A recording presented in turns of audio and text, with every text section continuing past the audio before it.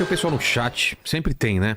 Já perguntei pro Frei Gilson também, principalmente das pessoas mais pro lado dos evangélicos acusarem os católicos de serem idólatras, né? O que você tem para falar sobre isso, né? Eu sei que já foi muito explicado aqui, mas é legal dar tua visão sobre isso, né? Tá. Pois é, a questão da idolatria... Maria, os santos, né? Eu acredito, isso é assim, falando, né, eu acredito que é uma questão de ignorância. Eu não vou dizer que é má fé, porque se for de má fé, aí não tem o que jeito, fazer. Né? Já é de má fé. Parte do pressuposto que a ignorância ainda tem chance de ser explicada. Mas a ignorância tem jeito de ser explicada. Primeira coisa, é preciso a pessoa entender uma coisa. Atenção. A diferença de ídolo e imagem. É. Quando você pega o texto que eles citam muito, Êxodo, o Deuteronômio, não fará para ti imagem de nada, escultura de nada. É preciso entender o contexto do texto. Isso aqui, Vilela, é uma chave maravilhosa para a Bíblia, viu? Conhecer o contexto do texto para ele não virar pretexto. Então existe uma maneira, o contexto do texto para ele não virar pretexto. Muito bom isso. É, muito bom. Esse livro aqui, ó, ele é usado por Deus, mas ele é usado por quem? Pelo demônio. É. Quando o diabo tenta Jesus, ele cita o quê? Bíblia. Então não adianta você ficar usando Bíblia diabolicamente. O que é a palavra diabolicamente? Vem do grego diabalém. Dia é dividir, balém é lançar. Então aquele que lança para dividir. Há muitas pessoas que citam a Bíblia, tem muita gente boa intencionada, mas tem gente que cita a Bíblia para dividir. Ela não está interessada em aprender, ela quer agredir. Então qual é o contexto deste texto que não pode fazer imagem? É o povo escravo no Egito, e o Egito ele era politeísta, tinha Deus para tudo. Por isso que o povo ficou andando 40 anos no deserto, sendo que aquele caminho podia ter durado um ano e meio. Por que eles ficaram 40 anos ali? Se você ler Bíblia, você vai saber. Deus estava gerando um novo povo, porque em 40 anos muita gente morreu e muita gente nasceu, e essa geração nova entraria na terra prometida que Deus tinha prometido. Por isso Deus dá promessa, terra prometida. E qual era o ídolo que a Bíblia proíbe fazer? Os ídolos do Egito. Porque as pessoas cresceram ali. Então tirar o povo do Egito foi fácil. Mas tirar o Egito do povo demorou 40 anos. E por que quando Moisés ele sobe para pegar as tábuas da lei, as pessoas fizeram um bezerro de ouro? Porque as pessoas elas querem tocar. O ser humano é assim. A gente não é uma coisa negativa, mas o ser humano ele é muito da materialidade, não é? Igual você ama alguém, o que você dá? Uma rosa. É. A rosa não é amor, mas a pessoa ela quer a rosa. É um símbolo, né? Você dá um chocolate em forma de coração. O ser humano gosta de materialidade. Então eles fizeram o bezerro de ouro. Moisés quebra as tábuas, quebra o bezerro e fala com Deus. Olha, eles quebraram a sua aliança, mas tem paciência, o povo é de dura cerviz, etc. Então aí é um ídolo. O ídolo ele deve ser destruído. Mas a minha pergunta é, Vilela, você acha que Deus pode ter duas palavras? Como assim? Sim e não ao mesmo tempo? Ah, não. Não. Deus, ele é verdade. Se é proibido fazer imagem, por que Deus mandou fazer imagem? Então. Mas quando que Deus mandou fazer imagem, padre? Eu vou citar 2 textos apenas. No deserto, os né? Querubins no templo de Salomão e antes disso, a serpente do deserto, com uma imagem de bronze. Falou, faça uma imagem de bronze. Quem for picado, olhe para a imagem, será curado. Quando vai fazer a arca da aliança de Josué, Deus vai dizer, faça 2 querubins com as asas para o meio, eu vou aparecer no meio deles. Coloca até essa imagem da arca que tem esses anjos, uma representação. Ah, fica bonito, é bonito, né? É. Então, aqui é a imagem. Então, a minha pergunta é, por que Deus proíbe fazer imagem e por que Deus manda fazer imagem? Então, você está entendendo que a questão não é a imagem em si. A questão é se aquela imagem é um ídolo. O ídolo, ele deve ser destruído. O ídolo é um substituto a alguma coisa? É alguém que se coloca no lugar de Deus. Nós temos aqui, foi até boa pergunta, os pecados contra o primeiro mandamento. Está no Catecismo, no 2087. Primeiro mandamento é amarás o Senhor teu Deus de todo o coração, todo o entendimento. Aqui nós temos qual é o pecado contra o primeiro mandamento? Nós temos pecado contra a fé, contra a esperança e contra a caridade. Isso aqui é até bom. Daqui a pouco a gente pode conversar sobre isso, que é muito interessante. As pessoas não sabem. O pior pecado é contra o Espírito Santo, não é? É, que não tem perdão. Que não tem perdão. Se quiser, depois eu explico qual é o pecado que é esse. Esse é muito bom. Mas um dos pecados contra o primeiro mandamento é a idolatria. O que é idolatria? Você colocar alguma coisa no lugar de Deus. A igreja, ela ensina sempre que esse foi um pecado e não pode ser cometido. Nada pode ser colocado no lugar de Deus, porque se torna um ídolo. Quando não é um ídolo, Deus mesmo mandou fazer. Agora que vem, Vilela, me entenda bem. Onde que eu pego aí que está a maldade? Porque aí pode ser uma maldade. Quando a pessoa ela pega um texto do Antigo Testamento que fala sobre os deuses do Egito ou da Babilônia, daqueles povos pagãos, e eles jogam isso para o cristianismo, para as imagens dos santos. Sendo que uma coisa não está falando o texto não fala de santo. Ele está falando dos ídolos do Egito. Quando você estuda a história da igreja, nós vemos, por exemplo, antes de entrar na história da igreja, que no cântico de Jesus de Efésio vai dizer que Jesus é a imagem do Deus invisível. Cuidado com isso, porque você não pode ter imagem. Como que Jesus se tornou a face de Deus? Ele é a imagem de Deus. Quando eles perguntam, Jesus, mostra-nos o Pai. Ele vai dizer, quem me vê, vê o Pai. O que Jesus é? A Bíblia diz, ele é a imagem do Pai. O que a igreja é? A imagem de Cristo, um sacramento, um sinal sensível, né? Os 7 sacramentos da igreja, né? A Eucaristia, tirando a Eucaristia, que é presença real, os outros são imagens daquilo que a gente faz. Exemplo, a gente batiza a criança na água. A criança se torna filha de Deus. A água é um símbolo do Espírito Santo, mas a água não é o Espírito Santo. Você passa o óleo imprime caráter. Espírito Santo, catecúmeno, crisma, unção, mas eu não posso falar que aquele óleo é o Espírito Santo. Ele é um símbolo do Espírito Santo. A aliança conjugal que o marido e a mulher usam no dedo é uma imagem. Imagem de quê? Do amor conjugal. Aliança não é amor nenhum, mas é uma imagem. Quando a igreja ela começa a sua caminhada pós-pascal na tumba de São Calixto, em Roma, do século I, nós temos 2 pinturas, as mais antigas do cristianismo, que são pinturas de santos. A primeira é Jesus, o Bom Pastor, não sei se você já viu, é do século I. Ah lá a imagem da arca, né? Está aí, ó. Reconstituição, né? Do que poderia ser, né? A imagem dos querubins, né? Isso aí é a reconstituição, muito bonita, olha lá. Legal, né? Mandou. Se você procurar aí, você acha imagem de Jesus, Bom Pastor, século I. Você vai ver aí uma pintura. Tá. É um jovem com uma ovelhinha no ombro. O que esta pintura é? É uma retratação de Cristo. Então veja, no século I, eles já tinham esta noção que eles podiam, numa pintura, representar Jesus sem ser idolatria. Outra pintura antiguíssima, que é também das catacumbas de São Calixto, que denota a Assunção de Nossa Senhora. É uma mulher com os braços para o alto, né, com um véu e anjos nos pés. Essa é pintura do século I, né? Tá lá no início do cristianismo. Depois vai aparecer no século III algumas pequenas imagens de Jesus Bom Pastor. Depois, quando começou a veneração dos santos, aí vieram as imagens dos santos. Agora que vem a resposta da pergunta. Qual a diferença das imagens dos santos e dos ídolos do Antigo Testamento? É o uso. A imagem de um santo é a mesma coisa de uma foto. Tanto que a igreja ensina isso, Vilela. Eu tenho um santo, uma imagem de um santo. Ela é sagrada enquanto ela tem o uso sagrado ali, de veneração dos fiéis, a gente abençoa a imagem, etc. A igreja nunca grita assim: viva a imagem de Nossa Senhora Aparecida. Idolatria. É uma idolatria, porque você está cultuando a imagem. Quando você fala, viva Nossa Senhora Aparecida, viva São Pedro, é o santo, o herói da fé.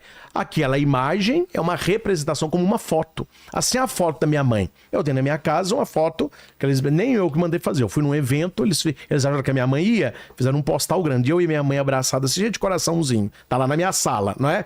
É uma foto. Não é... É esse? Eu peguei 3 mais aqui. Não é esse não. Não, acho que não. O outro é uma pintura, é um afresco, né? Tá. Talvez você vai achar aí. É Jesus Bom Pastor, do século I. Esse aí, olha aí. Tá vendo? Então veja aí, filha, no século I, uma das os primeiras cristãos representações já representavam o Cristo com pintura. Entendi. Porque naquela época não podia representar nada, nem de pintura e nem de imagem, por causa do Egito. Veja que no cristianismo eles já começaram com a chamada arte sacra, né? Olha. Então a imagem, ela está em qual âmbito? No culto de dulia. O que é dulia? Imitação e intercessão. Isso é bom falar isso, viu? Tem muito católico que precisa refletir um pouquinho sobre isso. O culto dos santos não é, em primeiro lugar, você ficar pedindo coisa para santo. Ah, me dá aquilo. Pode fazer isso? Pode. Quem é amigo de Deus na terra é amigo de Deus no céu. Mas o culto primordial do santo, se eu bato na tecla, onde eu vou? É você conhecer a história do santo e imitá-lo nas virtudes. Eu sou dia 14 de agosto, eu nasci. O santo desse dia é São Maximiliano Maria Kolbe. Era um padre polonês. Ele foi um frei. Ele foi para o regime nazista. Ele que fundou a Cidade de Maria, fundou o Milite da Imaculada, não é? Até no Brasil, tá lançando um filme agora, Maximiliano Kolbe e eu. Eu sou embaixador desse filme, divulgando aí para as famílias assistirem. E ele sempre rezando, tendo aquela devoção à Nossa Senhora, e chega numa hora lá que eles vão, um fugitivo fugiu, lá do nazismo, né? E o capitão falou, nós vamos matar 10 de vocês se ele não aparecer. E ele não aparece. Então eles colocam 10 para serem fuzilados.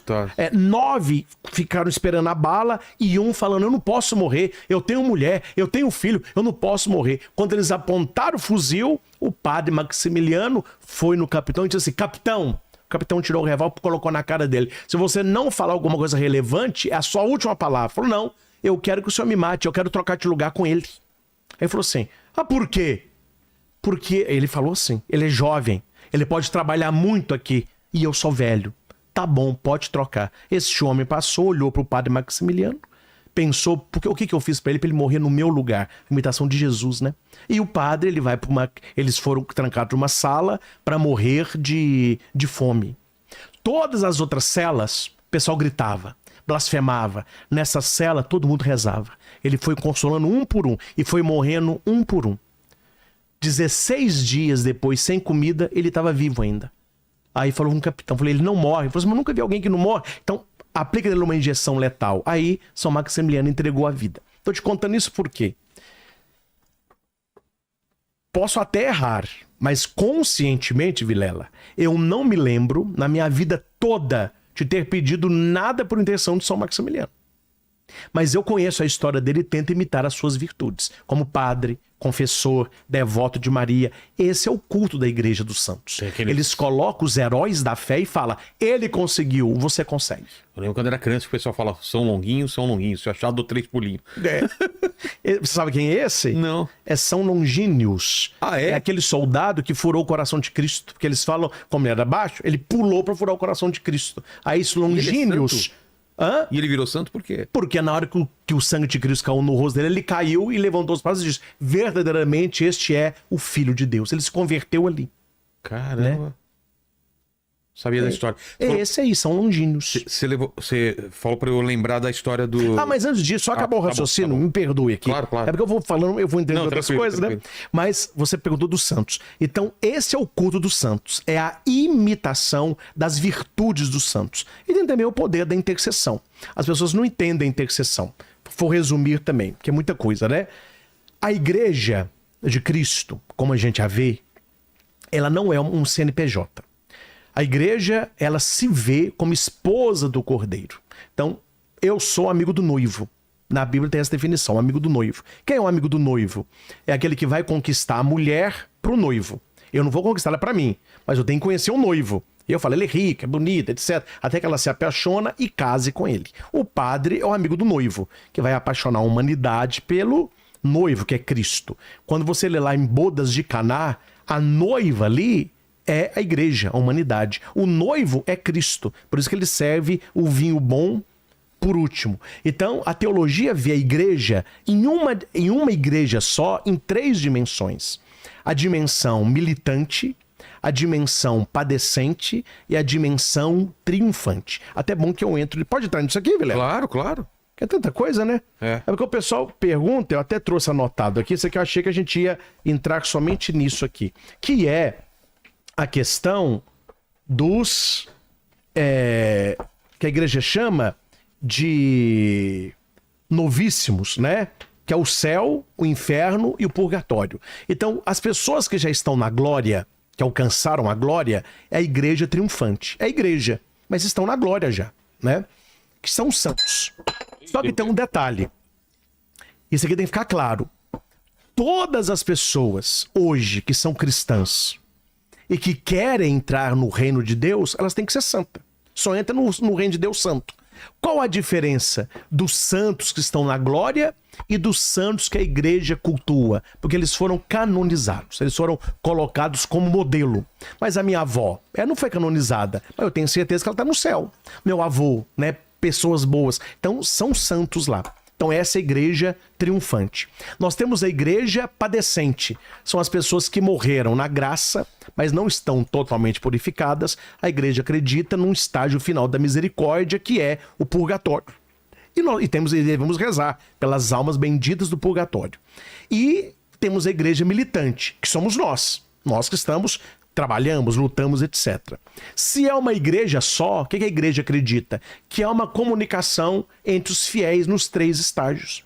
Então, aqueles que são igreja, mas que já estão com Cristo, continuam intercedendo para a igreja ao lado do Cordeiro. A gente vê que quando Pedro foi preso, a igreja orava por ele, para que ele fosse solto.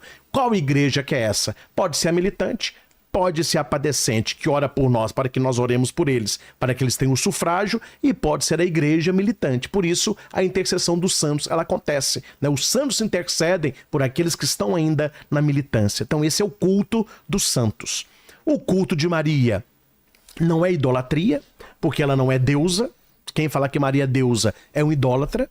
Quem idolatra qualquer imagem de Nossa Senhora é idolatria, ela não é deusa. Ela é mãe de Deus, Theotokos, cheia da graça, né, a Virgem Maria. Então nós temos para ela a hiperdulia, que é um carinho especial, porque ela é mãe de Jesus Cristo. E nós temos o mandamento da Mariologia, né, que é Maria apontando para Cristo. Fazei tudo o que ele vos disser. Então, aí nós temos os cultos da igreja. O culto de latria, que é a Trindade, Pai, Filho e Espírito Santo, Deus que é Criador, Filho Redentor, Espírito Santo Santificador. Temos o culto à Nossa Senhora, que é de hiperdulia, um carinho especial por ela ser a mãe de Deus, juntamente com São José, né, patrono da Igreja Universal, e o culto dos santos, que é um culto de imitação.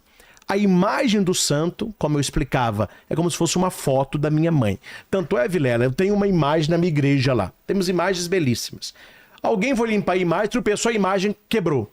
E aí? O santo que quebrou? Não. Não, a imagem. A pessoa fala, padre, aí está na cabeça de muito católico até hoje. Ai, padre, quebrou uma imagem. O que eu faço com a imagem? Quer dizer, é porque a pessoa coloca na materialidade uma santidade. Então não é necessário. A imagem quebrou, você pode enrolar no jornal, não vai jogar na rua, né? Porque é uma imagem sagrada, mas enrola no jornal, joga no lixo e coloca outra imagem no lugar. Quer dizer, aquilo é uma imagem. Ela é abençoada para o culto dos fiéis. Então, e isso que as pessoas precisam entender. As outras práticas que nós temos dos santos na igreja, que muita gente questiona, são 2, que eu falo rapidamente. As procissões e as novenas. A primeira novena que nos ensina são os discípulos, depois da ascensão até Pentecostes. Ficaram 9 dias em oração esperando Pentecostes. Então a igreja coloca o novenário com temas de espiritualidade, para que olhando para o santo nós queiramos também sê-lo. Essa é a questão das novenas, que as paróquias realizam muitos, né? Tem barraquinha, tem música, etc. E nós temos as procissões, quando a pessoa, né, a gente leva um santo de um lugar para o outro, as pessoas vão rezando. O principal ali é as pessoas entenderem a liturgia. Geralmente deveria ser assim, o santo não vai à frente. O santo ele vai atrás. Quem vai à frente? Um acólito com a cruz, com 2 tochas. As tochas simbolizam a fé e a razão, fides et ratio. A cruz no meio, ela puxa a procissão. E nós vamos andando atrás de quem? Do Cristo. Quer dizer, simboliza o quê? A igreja caminhante. Né? O Evangelho de João é a igreja do caminho. Jesus faz o caminho, né? E o santo vai na procissão representando o quê? Aquele que caminhou conosco e que caminha para nossa santidade. Tem um texto na Bíblia que fala muito sobre isso. Porque eles cultuam um Deus que tem olho e não vê, tem boca, mas não fala, tem ouvido, mas não ouve, tem pé, mas não anda. Eles jogam isso para os santos. Só que o santo não é um ídolo. É essa a questão. As pessoas precisam entender somente isso, né? Se as pessoas colocassem um santo no lugar de Deus, seria idolatria. E eu seria o primeiro a não ser padre, né? Para não me perder cultuando ídolo, né? Mas a igreja ela tem há 2000 anos isso com muita tranquilidade. A questão dos santos e a questão do culto de latria. E por último, só existe santo por causa de Cristo. Se você tira Cristo, qual a razão do santo? O santo não é per si. Né? O santo é um trampolim para Deus. As pessoas que não são católicas precisam entender isso. Só existe santo por causa de Cristo. Que é o único caminho. O único caminho, verdade e vida. Ninguém vai ao Pai senão por ele. Os santos são como se fossem afluentes. Eles apontam o caminho, né? É como se fosse assim, ó, a minha vida, eu estou saindo da minha casa para o reino de Deus. Jesus é o destino. A estrada é minha vida. O carro sou eu. E as placas são os santos. Eles facilitam o caminho, né? Ó, lombada, subida, vai devagar, pode acelerar. Então, quando você conhece a história do santo, na verdade você está conhecendo apenas o que Deus faz no coração daquele que se abre a ele. Entendi. Né? Esse é o culto que a igreja faz dos santos. Você falou para eu te lembrar para falar do maior pecado que é contra o Espírito Santo. Isso é uma pergunta pessoal.